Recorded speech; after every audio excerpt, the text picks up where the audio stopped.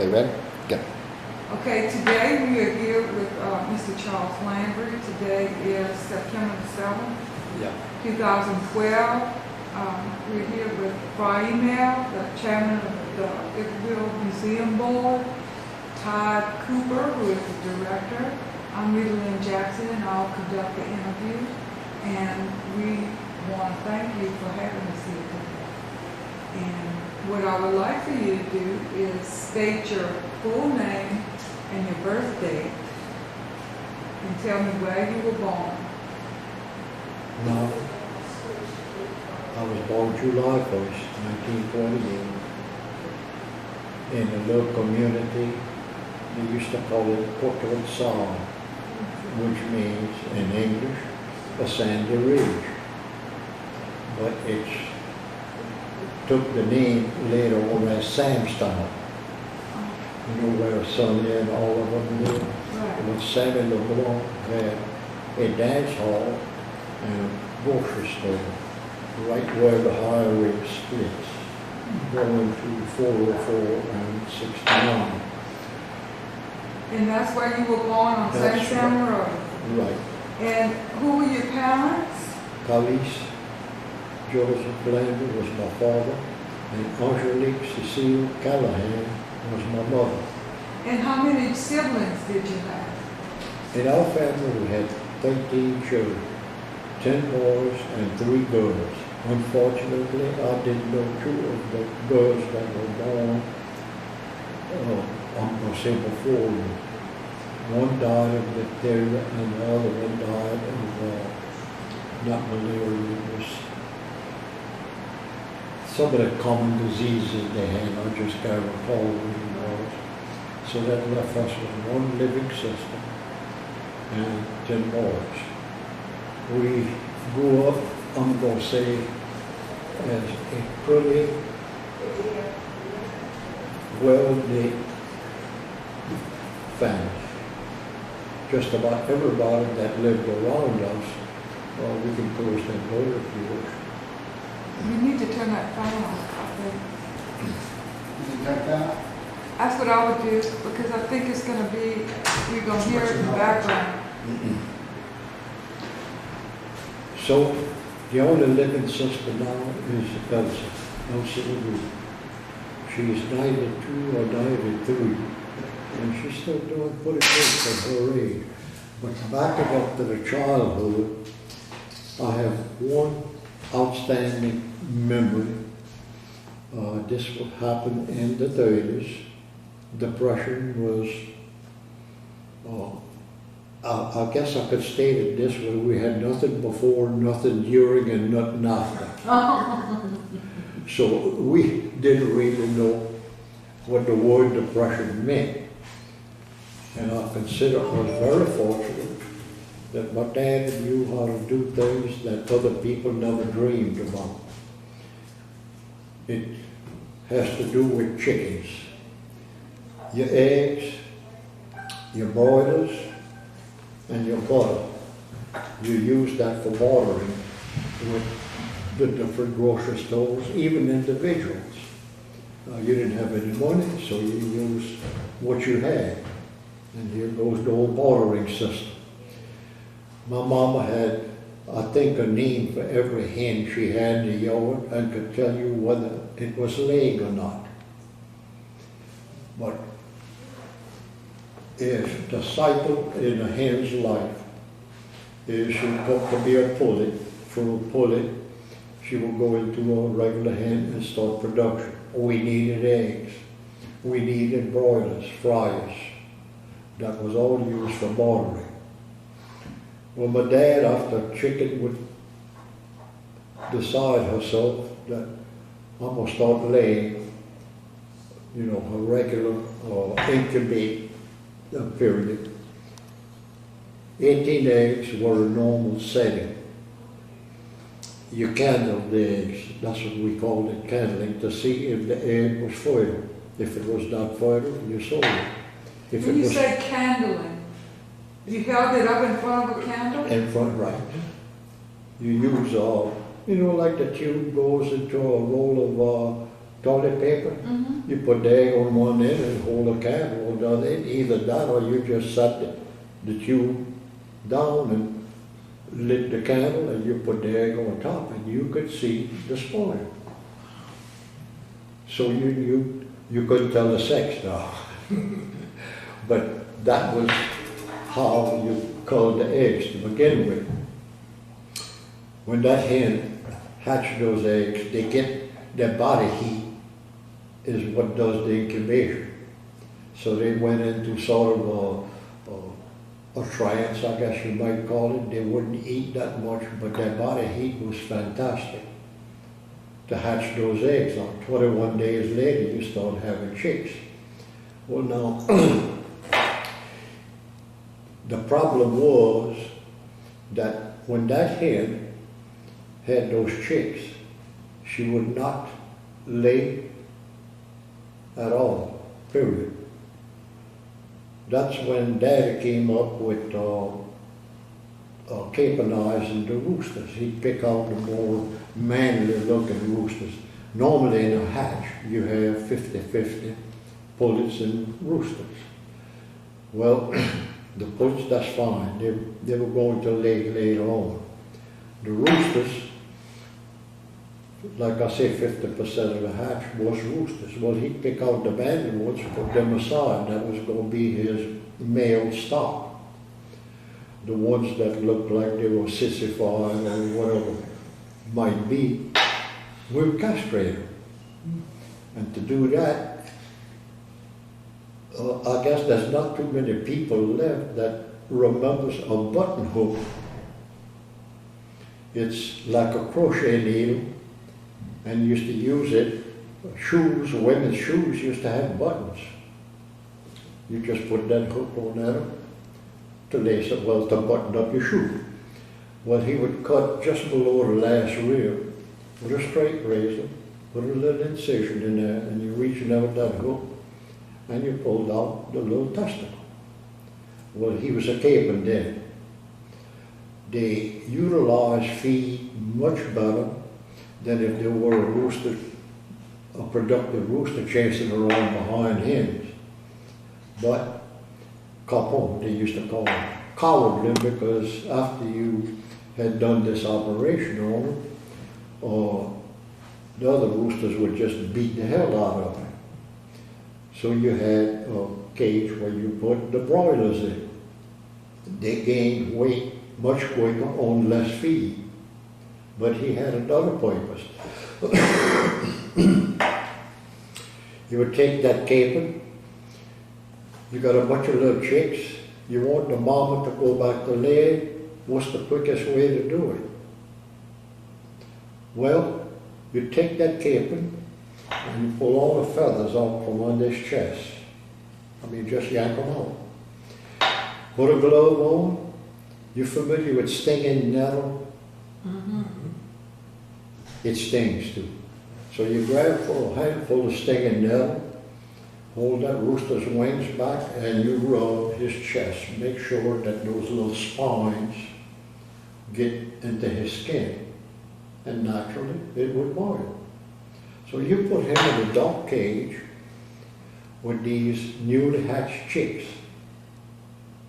And for some reason or another, I guess it made a good feeling for that capon, because all of those little chicks would gather under him. And apparently they were rubbing this spine from this stinging nettle. He got to adopt those chickens, those baby chicks. After about 2 or 3 days, you could turn him loose out of that dog cage. He watched those chicks like he was the mother. And your father developed this process? I'm not saying he developed it, but because I was quite young at that time, I do know what my chores were in that line of production, so to speak. And we had no hens at all taking care of little chicks. Now that hen, when she gets off the nest, after she's hatched her brood, she's still in that setting mode. So what you do with her, you've got to get her out of that mode as quickly as possible. How do you do it? You take a regular barrel and you put about 4 inches of water in it.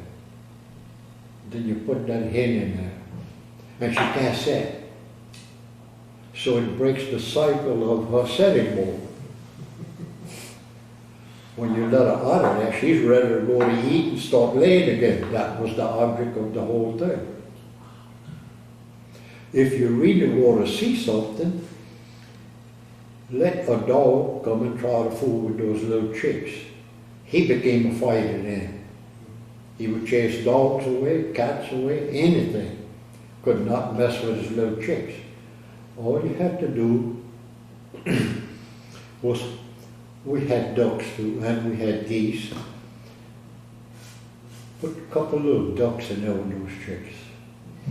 Little ducks found a little puddle of water, they all hit the water. And that old caper would run around and round till he coaxed those ducks. You're not supposed to be in there, you were a chicken. Naturally, you had, I'm going to say, a continuous chain. You just hastened production up as fast as you could. We have no priest in White Castle. We used to have a church fair every year. And he would go to each farm, and if you didn't give him chickens, he'd steal them. He'd go out there, where's the corn crib? That's all I need to know. He'd go shell gold, chickens gather around him, he'd grab anyone that he wanted, tie the legs up, and okay, God bless you. But he had to pass the big inspector, which was my mother.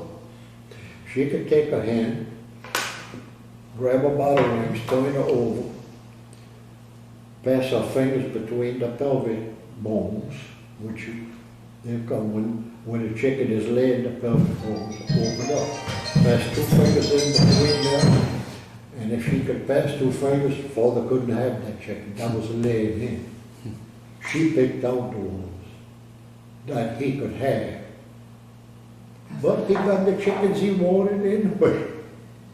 But as far as having rough times, I have to be honest. We didn't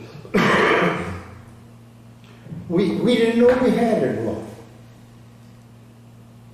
So your mother used to, did your father make a garden? Oh yes, always. And he was extremely good at it. He grew everything from peanuts to sweet potatoes. We had an abundance of food. Corn, naturally, we had to have cornmeal, you had to have grits. Excuse me. There was a grits mill on Bayou back, and he'd bring sacks of corn over there, some white corn, which was for grits. And you ever entertained the thought that your mother and dad might lie to you, but you say, that's impossible. My mother would never lie to me, my dad would never lie to me. But they had a way of getting around things. What Mom would do when she fried eggs, grits, and most of the time, one of those fried broilers. So we were not, I guess you could call it, really poor. She had the yellow grits from the yellow corn, she had the white grits from the white corn. Well, when she was a little bit short of eggs that she could water with, because eggs were very valuable at that time, she would cook up a pot of yellow grits. And then everybody, we was a large family, our kitchen table was bigger than this. She'd cook up a big pot of grits and she'd tell all of us, look, I was short on eggs. So I just took a couple of eggs and mixed them up into grits already. That's the reason why the grits is yellow. And we believed it. We honestly believed it. Because your mom and dad would never lie to you. You might lie to them, but they would never lie to you. So your father was a farmer? Yeah. He farmed how many acres? He had the homestead. I'll back up to my grandpa. My daddy had 3 sisters and 8, there were 8 brothers. And every time my grandfather and my grandmother, she was pretty well off when they married. She used to like to buy land. And they did. They bought quite a bit of land back of Coteau Sound. When each one of his children married, he gave them each 20 acres. And that's what my daddy raised his family on. Later on, he bought more on his own. But that's what we were raised on, 20 acres. And if you wanted to really mess up your day, all you had to say was, I don't have nothing to do, or I'm bored. That old man could sit down and line you up 6 months of work in 3 minutes that you had never thought that would come out of here. But everybody worked. Joe, tell us that in that time, a family could make a living on it with sugarcane on 20 acres? Well, what we had... All hand labor, right? Just about. We had the mules. Now, if you wanted to make my dad angry, and there's not many times I have seen him angry, was neglect the animals. Those animals were put on earth for your use. They depend on you for everything, the water, the feed, everything. So they always had fresh water, always feed. Only one time I can recall, you didn't grab a plate and go anywhere. We all sat down for breakfast, dinner, and supper. Just before you started with eating, and each one had regular chores. Sometimes they had some additions. Okay, Joe, did you pump water for the mules and cows and all? Yeah. Roger, how about all of the stove wood? You took care of all of that? Yeah, Daddy. And then it got to Raleigh. Raleigh, did you feed the chickens before they go on loose? Oh, I plumb forgot.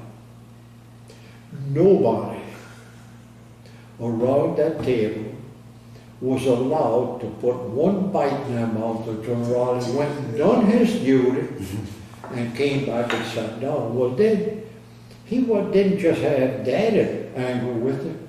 He had all of us angry with him. We'd ask him before we get to the table, did you feed the chickens? Did you wash the sweet potatoes? Did you put up the firewood? And Nelson, my one sister, she was never happy with the way we split firewood for the stove. It had to be small. We knew if it was too small, it was going to burn too quick and we was going to have to go and chop some more. But she got her way. She was the only living daughter. And thank God that we had her, because if it would not have been for her, I'm going to say there are some things we would have missed in our childhood, like fresh donuts and popcorn balls. She used to do all of that, take care of all of that herself. While my mom was busy in the kitchen, and she had a big black woman, Mary Gibson, used to take care of washing and stuff like that. But I'm going to say, if I was to be able to live that time over again, that's the time in my life that I would gladly welcome. And yet, you still hear talk about the Depression. And of course, things were not always settled. You had the high water in 27. I was born in 28. Well, by the time I came around to where I could do chores, and you didn't have to be very big to have chores assigned to you. You did have. And if you were able to put a few dollars aside, you hung on to them. And usually, nobody didn't, you had bank failures and stuff like that, so nobody trusted banks anymore. And we'd go home for dinner, whatever, and we were all working in the field, and you see a bunch of dollar bills hanging on the clothesline. Made the mistake of putting it in a quart jar, sealed it tight, and buried in the chicken house. Well, when you went out there, you needed $1, and you found out, hey, it's all wet. Compensation. She'd take about one bill at a time, hang them on a clothesline, and when it got to the end, she was there with her arm and press every one of them. But I'm not going to say it was easy, because I wasn't one of the older ones, and I was lighter. In other words, not one of the older ones. I was way down the total pole. I'm third to last out of 10. And it's amazing how you could say, depression? What depression? As far as we were concerned, there wasn't one. All we know that if there is an egg in a nest and the hen in that bird that tried to roll it around and crack that egg, you better show that egg to mama. And then before it was go bad, she'd boil it, she'd do fry it, do something with it. But it was not thrown away. Well, I know y'all worked a lot, but what did y'all do for entertainment? Entertainment, our entertainment came mostly at night, hide and seek. And most of it, if you didn't have a moonlight, you recall when everybody used to hang all their clothes on. So you had a yard, especially a family of our size, we had clotheslines all over the yard. And what happens when you are playing hide and seek, and that clothesline happened to be about right here, and you were running to try to hit base before the seeker catches you to tag you, and how many backward flips. But you know something, it only hurt momentarily. You was back in the game before it's all over with. Well, another question I was thinking about, with a family that large, did your mama have time to give all of y'all attention? She gave us orders for sure. But we always thought that we could get by, you know, anything. If it was serious enough, she would report us back to Dad. And he should have been a psychologist, because he tell you point blank, okay, you did such and such, you know you got a behind whipping coming to you. And it wasn't just a little whipping. I mean, it was, ouch. When he got tired that he's going to whip you, all the while that's working in your mind. I wish you'd do it and get it over with, but it didn't work that way. If you looked like you was having too much fun, and he would look at you kind of funny, here it comes. But he didn't choose that time. He chose the time that suited him. You were the one carrying around the metal burden. When he did get ready to whip you, go cut your own stick. These, what they used to call hedge bushes, and a bunch of them around the yard, and it was just like a whip. But it had to be so big, and it had to be about 3.5 feet long. And you go there, give it to him. That is that. He'd look at it, not big enough. I mean, the psychology wasn't finished yet. And you had to cut about 8 of them before.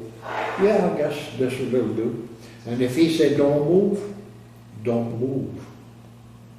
Then he'd grab your left hand, and his right one had that stick. And you could dance, and you could do what you want, you could cry, and I don't care what of. You knew you was very well whipped when he turned you loose.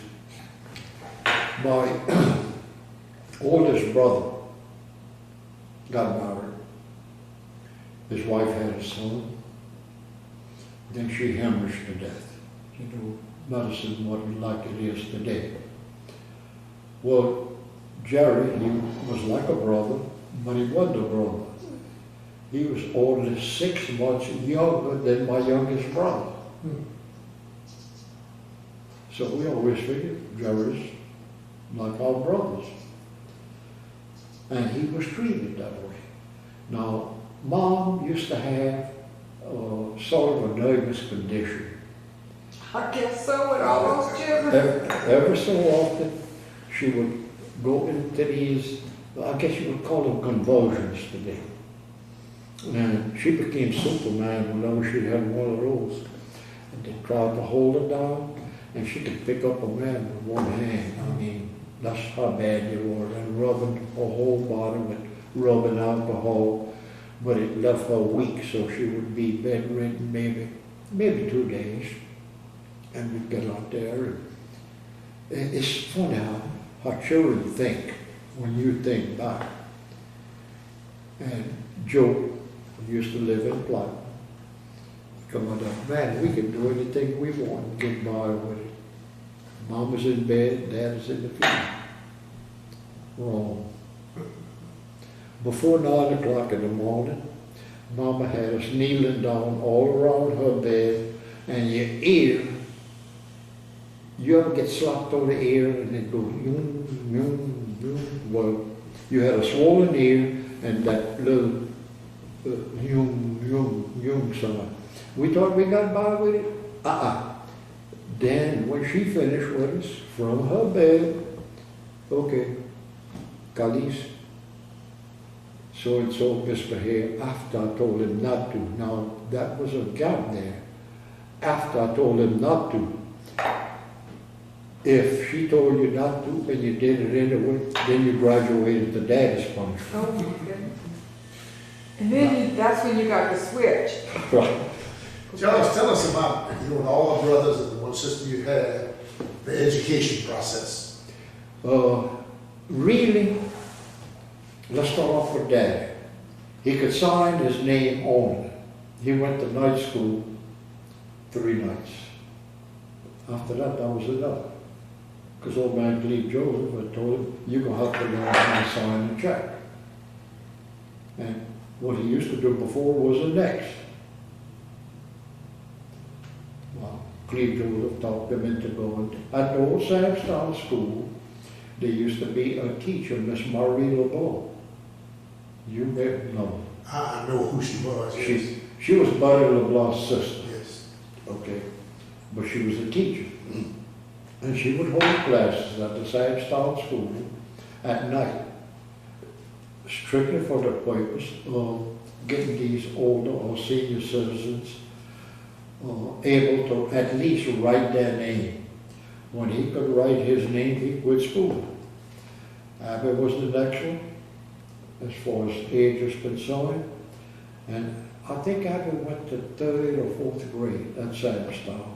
Then, of course, they didn't have much change until you got down, say, to my sister, Elsie. Then she went to 7th grade at Samstown School. And the rest of us, well, I'm the only one who graduated from high school. Of your siblings? Right, went Castle High. And we had a standing joke about that. And one time, there was a leather jacket that had been passed down about 4 or 5 boys before it got to me that the jacket had a better education than either one of us had. But my brother Joe, he was a bit of a canailleur. he always had to have pranks going on. Well, he got punished. Teacher, I think it was Miss Maggio. She held him in class during the one recess period. So he figured he'd get even with her. And that was at the old Sandstone School. He took a razor blade, and she had the shelves. All the school rooms used to have shelves all around the room. And most of the teachers loved flowers, so they would have their pot plants all over. Well, he took that razor blade, and he just went and cut that plant to where razor blade don't leave much of a mark. And her plants were dying. My cousin Ray was supposed to be watering them, and she told Ray, you're not watering my plants, they all die. And he knew what Joe had done, but he kept on watering them, hoping they would take. So finally one day, he said, Miss Maggio, he said, don't tell Joe I told you this. But he pulled up on the plant. She said, what they got, worms in the ground cutting the plant? No, ma'am. Joe did that with a razor blade. Oh.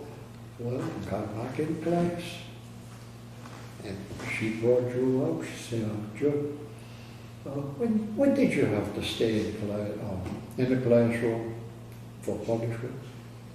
And, oh man, you can remember that right quick. So she said, well, somebody cut my flowers that day. Joe jumped out of his seat, ran to the window, jumped out, and walked home. Well, after he got home, that was just the beginning of it. What you doing home? Oh, Miss Maggio sent me home. Okay, now she don't send you home for no purpose. Either you tell her, I'll go and find out, and then it's going to be really tough on you. Okay, Dad, I cut her flowers.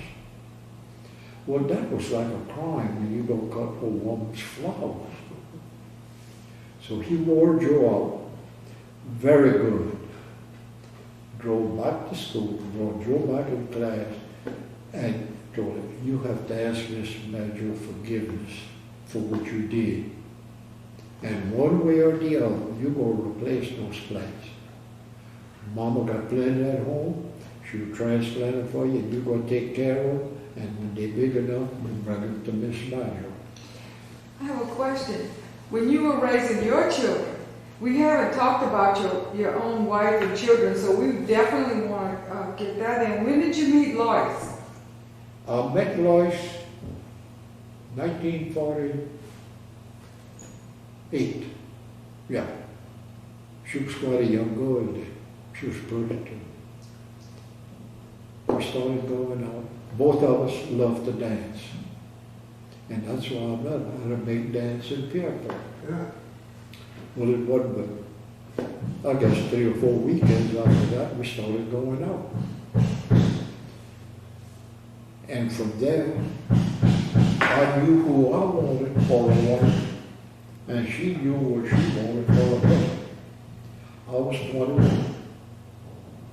She was 17, just made 17 when we got married. And I don't think there's any doubt in anybody's mind that we love one another. Right. How many children did y'all have? 7. 7. 4 girls and 3 boys. And did you use the same kind of philosophy in raising your children that your parents did? I believe in having everything open among your children. We went through a time, I'll start off with the television. We had just gotten the television. You had no servicemen for television then. When the television went down, Darby Callaghan was the first television repairman in White Castle. So he come out there and he looked at it and he said, well, Charlie, he said, it's got to go back to the factory. He said, something I can't fix. So what it did, you could buy almost anything in the drugstore then. I went to the drugstore in White Castle. I bought a deck of cards. I bought checkers. I bought dominoes. I bought chess. set. And don't forget when you throw the ball around, jacks. Jackson. Television is dead. After we had supper, everybody took a bath. We sit down on the floor in that kitchen area, and you'd pair off with somebody. There was enough of us we could do that. And I'm not going to lie to you. We had a wonderful time. For sure. Just us and the kids. I didn't get my television back till, oh, it was good 9 months when it came back from the factory. And you know what the kids said when that television came back? I sure hate that. I was enjoying what I was doing, the way we were doing it. Then here goes the old magnet again, getting back to the television. But one thing I used to, I think, was, I'm going to say, brought us real close. On Thursday night, once a week, we would sit around the same table. And it's time for the kids to air out their gripes. I tell you what brought that on. I don't remember which one of my kids was, and they were fussing about something or one thing or another. A kid, you would think children don't have problems. That's bull. And don't think that their problems don't count. Their problems are just as big to them as what yours are to you. So we line up around this table. I got a notebook, a pen, whatever. Okay, come here, this your turn. Nobody else into it. You say what you got to say, what's your gripe? And it happened to be, Antoine did not bring the garbage to the road on one certain day, and I made him do it. Daddy, that wasn't fair of you. I agree with you. So now Antoine is going to bring your garbage out when it's your turn. And we evened that up. You happy with that? Yeah. They look at it, I told you I was going to get even with you. Tell us, can we drop back just for a second? I'm just interested in this, and I think it would go good with this. You got to talk about Okay, I said I'm really interested in this, and I just want you to explain to us. Your father was a farmer.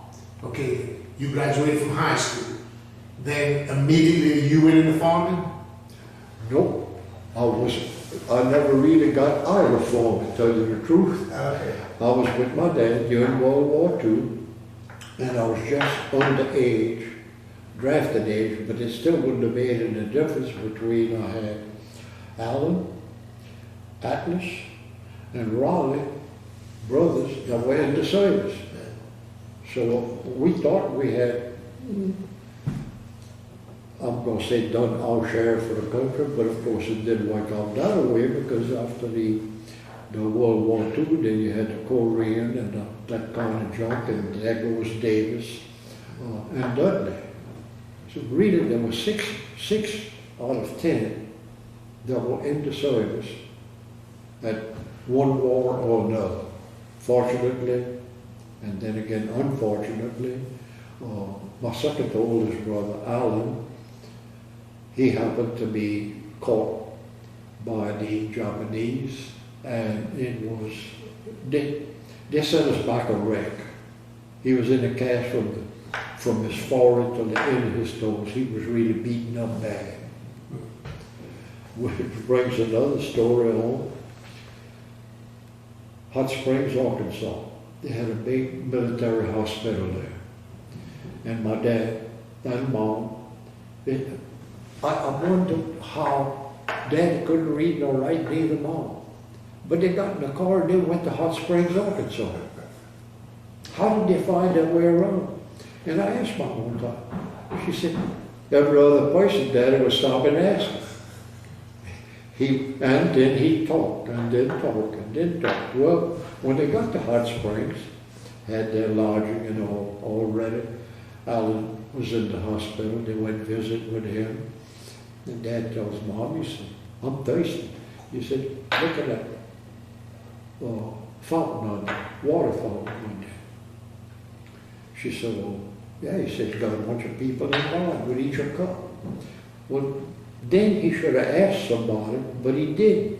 He got in line with the rest of them. And when it came his turn, I mean, he stayed that cup after cup, that's that hot spring water.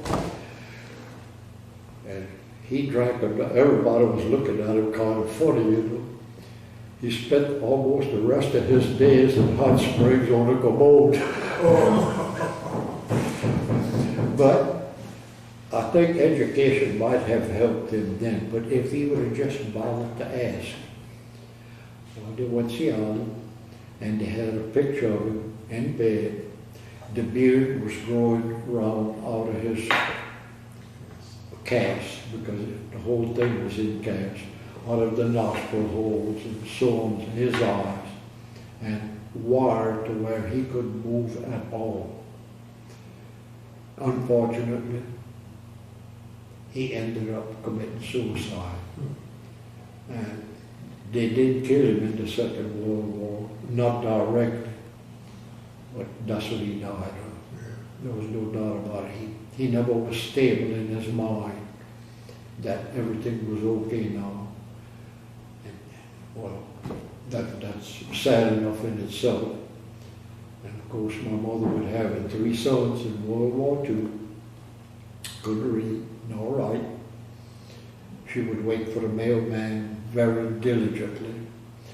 And the minute she got one of those mails with the little stripes on, lot of whatever, come in the field for one of us to read it to her. Well, sometimes you open one of those envelopes and all you had was a ribbon. You know, it had been censored, cut out, and then they just sent what was rest. They didn't black out, they cut it. I wish I'd have saved some of those letters, because people don't realize that to us was our real depression.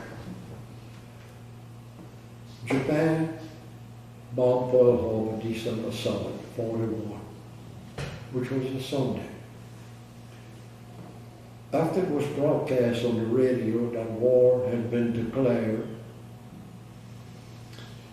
you could have shot a cannon down Main Street in White Castle and don't hit anybody. Every eligible young man volunteered the very next day. Didn't have to draft or anything like that. My brother Atlas, they were so crowded with volunteers that they went and dug up some old uniforms from World War I. And that's what they were issued in. I'll never forget, Atlas had the bootlets, whatever you call those things. The uniform still had human blood on it. They had never even been washed. But that was tough on Mama. Mama young, I could see her come across the field now holding up the envelope with her apron and wiping her eyes, because she always figured it's going to be bad news. It's going to be bad news. When they were all back home, and of course that was after World War II, then the surge took again for the Korean War. But I think our family did pretty good at donating 6 out of 10 sons for the defense of this country. And I am most grateful to all veterans. I was at home with 6 of them. So. But did we get sidetracked somewhere? No. Well, I was asking you about your family, but what Fry asked about was very pertinent to what we're trying to get on tape. You know, your experiences in life. Well, I'm not going to say that everybody got along real well. All of us were half Irish. And there always was a fight going on. Be careful that you go back in the corn crib or back in the hay barn where Daddy wasn't going to catch you. Because then you was really going to fight. He would make you fight until you just completely gave up. But you know, one thing I did want to ask you, Fry had asked you about, did you become a farmer straight off? And then you were talking about your brothers going to war. When did you decide to go into farming, and what did you do before you went into farming after you had a I was in wife? school. I was in school, or in high school, and of course, we had to drop out of school, come school opening, which is used to be around Labor Day or first week in September. And we dropped out of school for cane planting, corn breaking. We had to be on the farm. And I love my dad dearly. In fact, I always tried to measure up to his footprints. We always did think alike, and I liked to fold the dirt, and so did he. Well, let's see now, I done lost my train of thought now. Tell us how you got into farming. Well, that was during the wartime, but we were very, very fortunate. There was about 10 of them in our class that were farm boys. They had to stay out of school from September to January. We had the most wonderful teachers. You hear people talk bad about teachers? I cannot say that. Those teachers didn't get paid but 9 months of the year. Yet they would come and take us in for summer school. And I must say that we were the beneficiaries of that because we almost had one-on-one tutoring. The teachers got to smoke in the classroom. They was happy with that. And I'm going to say, we just had our class reunion, and we always start off with a prayer for our past teachers. And of course, the graduates that are no longer with us. So where did you and your wife live when you first married? Careful. Pier Park. And then from there We moved to White Castle. I used to stay on Falcon Plantation. That's where Lois and I spent our honeymoon. That's when Mr. Pete, I got to know Mr. Pete and went to help him out of his dilemma. But coming back to the schooling, I would say that we were better off with that summer tutoring that the teachers, now don't get me wrong, they were paid only 3 months out of the year as far as the school board was concerned. But our dads always made sure that they had things that they could use, like eggs, or broilers, or butter, always firewood. Not much gas was going on then, it was mostly coal and firewood. Mm-hmm. And we would compensate for that. But he was always generous with the teachers and the nuns. We also went to parochial school. You had to go at least 3 years to be able to make your solemn communion. We used to call it the big communion. Well, it was the solemn. I was an altar boy at the time, and so was Iberville. And one day the priest was kind of late getting to church, and he swore that we ate 400 horse, but I don't think it was that. When you're a kid, you're always hungry. Tell us when you went on your own in the farm? Well, what land did you farm? I went on, there wasn't no farm available, nobody's going on. So Alger was with Dad, so he kept the whole place. Dad sold out to him, which was okay to the rest of us. I had one brother who said he felt like he was cheated out of, his portion of the land. But Alger and Dad got along real well. And Dad sold out to Alger, then went to work for Alger.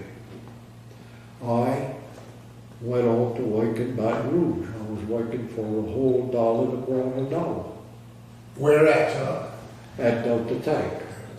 Wilson's around, that's where I met Wilson. We're very good friends still today. And as far as machinist is concerned, I'd say he taught me at least 90% of what I know. I became a finished machinist, a certified welder. But every weekend I would hit the road, trying to find somebody who was trying to get out of farming so I could take his place. Mohawk, 70 acres of land. I moved to Bayou. I had a skinny wife and 300 children. But we had it very well arranged. Mom, old raggedy house we were living in. She said, you furnish the living and I'm gonna take care of the family. That was our agreement way back yonder. Well, I made the living and she done a damn good job of taking care of the family, no doubt about it. But I was still working in Baton Rouge. And there's something about a conscience. People say they got no conscience or whatever. I had asked the people at Delta Tank, I found this little place, Mohawk, belonged to the Morals.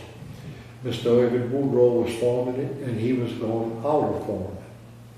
So I went to talk to him and I talked to Miss Morrow, Miss Grace Morrow, and she agreed to lease it to me.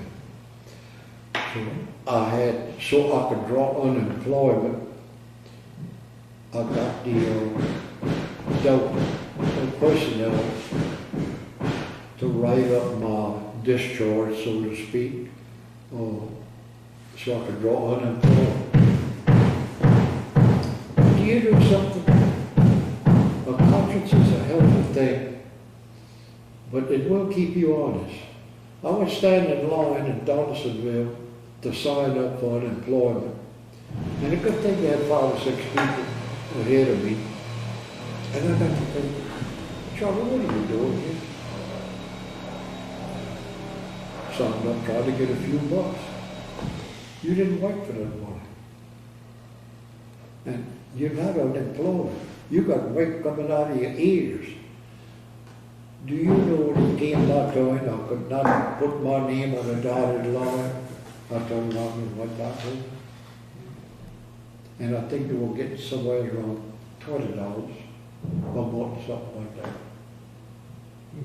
But I just could not bring myself to say that it was right what I was doing. So how did you phase out of your job and get into farming? Oh, well, when I left Delta Tank the last time, I told them all goodbye. In fact, this Wilson's around. He said, Charlie, you're serious? I said, yeah. Until today, he said, I was on the verge of saying, I'm going with you. He said, the only thing that stopped me is 80 acres wasn't enough to support both of us. And he said, my wife likes a paycheck every week. When you farm in cane, you get a paycheck once a year. But that helps. You do your planning. Oh, I can spend so much and no more, or you're going to be in the hole. Well, thank God the good Lord was with me all the way. And of course, a good woman too. Right. Well, tell us about the farming business, about how you farmed. Compared to now? Yeah. Well, compared to your father, give us a little progression from your father to you. And to your sons. We'll start off with varieties of sugar cane. There are multitude of varieties that used to be taken care of by the Department of Agriculture and the American Sugar Cane League. And through the experiments, they would develop new, more productive varieties.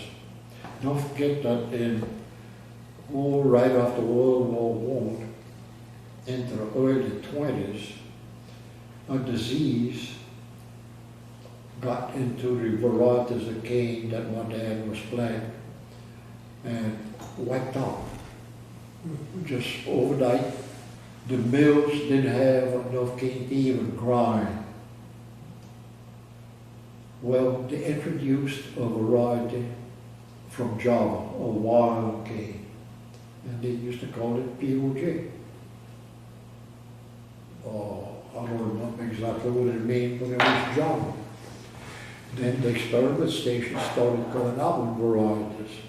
Now you can buy tons of a new variety the minute it's released by this mower. Used to be, you'd get a postcard in the mail, go to City Hall in White Castle, certain time, certain day, and pick up 10 stalks. That was it. Well, Dad was a little bit more advanced. That's what I used to love about him. That he could take a little bit and do something with it even greater. When we pick up those 10 stalks of cane, you familiar with what a stalk of cane looks like? And sharp cane knife and a chopping block. And he would chop in between each node. Then he had a can of kerosene, we used to call it a tomato can, I think there was about a quart, and a quart of wax, melted wax. He'd dip it in that kerosene, then dip it in the wax. The kerosene was to keep insects out from a raw stalk, and the wax was to hold everything intact. In other words, so it wouldn't dry out. And we planted one, 10 inches, another one. I think my true admiration of my daddy comes when I noticed what he was doing. Because he didn't mind explaining to them why he did it. Well, consequently, everybody got 10 stalks of cane. But my dad had worked his out to where he was 90% ahead of all of them because he had all the cane bud comes up, then it suckers out. That's that much more cane you're going to have to replant to increase that particular variety, whatever it was. And from there, of course, we still had mules then. And I'll never forget that time we bought a tractor.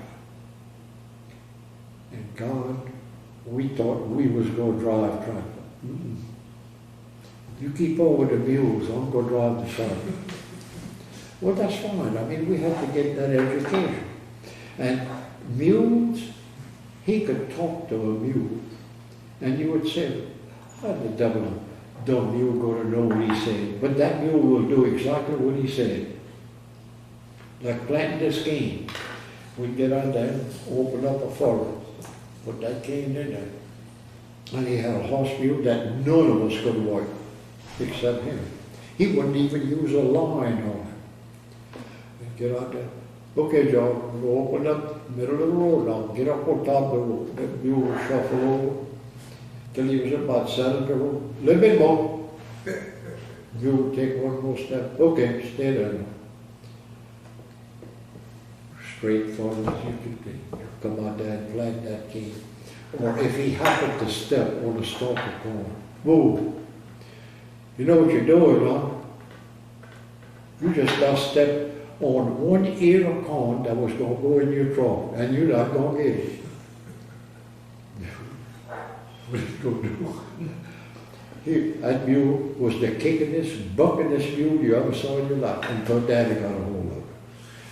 Tell us, never hit it. Tell us that, explain to us that you said your dad had how many acres? Well, About. by the time I got out of school, he had the big grandpa